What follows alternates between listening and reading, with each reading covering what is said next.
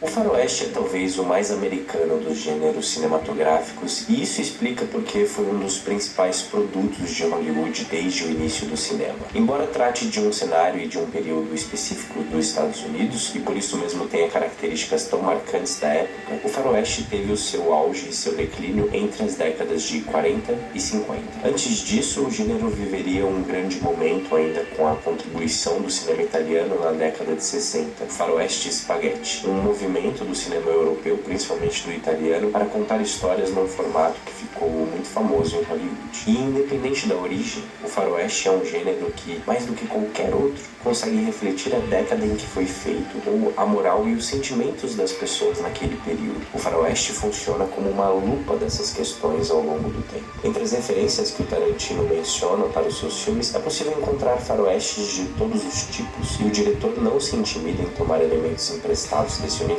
Isso aconteceu em Cães de Aluguel, Pulp Fiction, Kill Bill, em praticamente todos os seus filmes é possível encontrar o estilo dos filmes de Velho Oeste. É como se o diretor fosse lentamente se aproximando do gênero que tanto queria retratar no cinema. E todo o seu trabalho é condensado dentro dos gêneros que escolhe para cada filme. O diretor diz que se ele não escolhesse um gênero, as suas histórias virariam livros, porque ele não saberia quando começar e terminar uma história. Os personagens iam ficar falando e fazendo coisas eternamente. Mas dentro de cada gênero existe um formato a ser seguido, e é isso que o Tarantino faz aqui. Os dois filmes de Velho Oeste feitos pelo diretor só surgiram depois de 2010, Django Livre em 2012 e Os Oito Odiados em 2015. Eles têm todos os elementos de um faroeste e trazem também aquilo que distingue todo o filme do Tarantino, que é o seu estilo. Mais do que isso, os filmes não estão conectados apenas pelo seu gênero, mas também pela forma que o diretor concebeu as duas obras.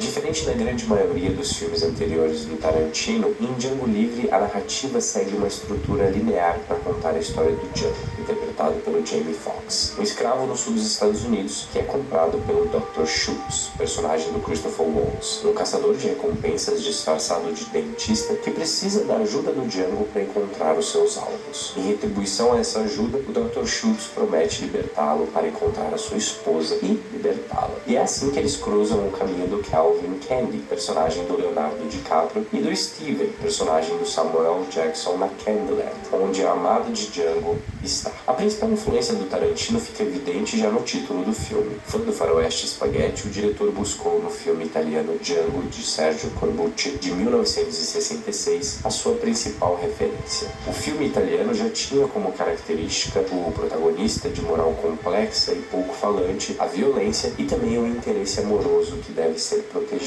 Inclusive, o Tarantino faz uma homenagem maravilhosa ao colocar os dois Djangos um do lado do outro nessa cena do balcão, onde ele se apresenta e fala que o D é mudo, e o Django clássico responde: "Eu sei".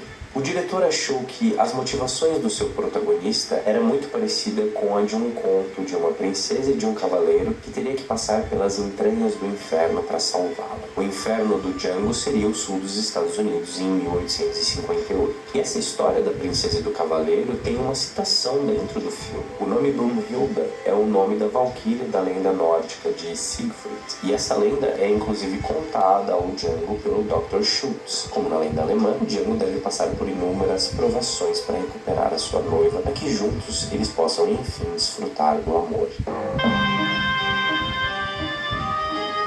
Muito da violência imaginada por Tarantino também foi cortada na versão final do filme. Se a primeira versão do roteiro tivesse sido lançada, talvez Django Livre seria o filme mais esteticamente violento e certamente o mais longo do diretor. Mas Django é o primeiro filme em toda a carreira do Tarantino em que a violência é retratada de duas formas diferentes. A primeira é a que todos nós já conhecemos em seus filmes. Ela serve também para o choque, mas principalmente para o entretenimento, já que o diretor considera a violência em seus filmes divertida e não vê relação alguma ao que acontece no cinema com a vida real. Eu particularmente concordo com as ideias do diretor, a gente pode até debater isso mais pra frente em outro vídeo, por mais que eu entenda quem não gosta do que está vendo. A segunda é a violência da escravidão.